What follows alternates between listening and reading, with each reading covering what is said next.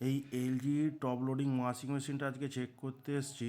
এটার প্রবলেম হচ্ছে মেশিনটা অফ কন্ডিশনে, মানে বন্ধ থাকলেও পরের দিন দেখছে কাস্টমার ভর্তি হয়ে যাচ্ছে ড্রাম। তো এটা কী কারণে হচ্ছে চলুন দেখব। তো আমি বুঝতে পেরে গেছি এটা কী কারণে হচ্ছে।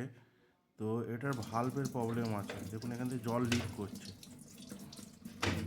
এটা খুলে নিয়েছি, এবার মেশিনটা বন্ধ করে দেবো।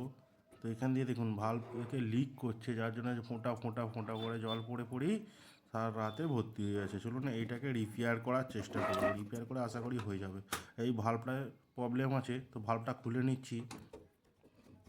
প্যানেল থেকে ভালভটা খুলে নেবো, খুলে এবার দেখাবো আপনাকে। দেখুন কী পরিমাণ নোংরা, এদিকটা দেখুন। এর ভেতরে মেন হচ্ছে ভেতরে প্রচুর প্রবলেম আছে, আর স্প্রিংটা কাজ করছে না বলে এটা লিকেজ হচ্ছে।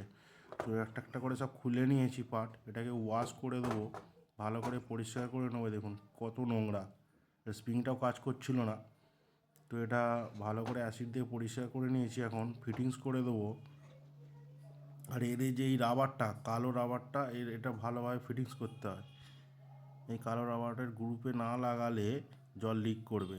তো এইটা ভালো করে ফিটিংস করতে হবে, ফিটিংস করে নিয়েছি। আর এর ফিল্টারের অবস্থা খুব খারাপ, ফিল্টারটা দেখুন কত নোংরা, এটাকেও ভালো করে অ্যাসিড দিয়ে ধুয়ে নেব। এখন পরিষ্কার করা হয়ে গেছে সব।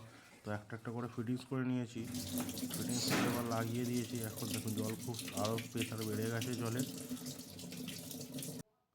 আর এখন চেক করে নেবো, দেখুন এখন আর এক ফোঁটাও জল আসছে না। তো ভিডিওটা কেমন লাগলো বলবেন।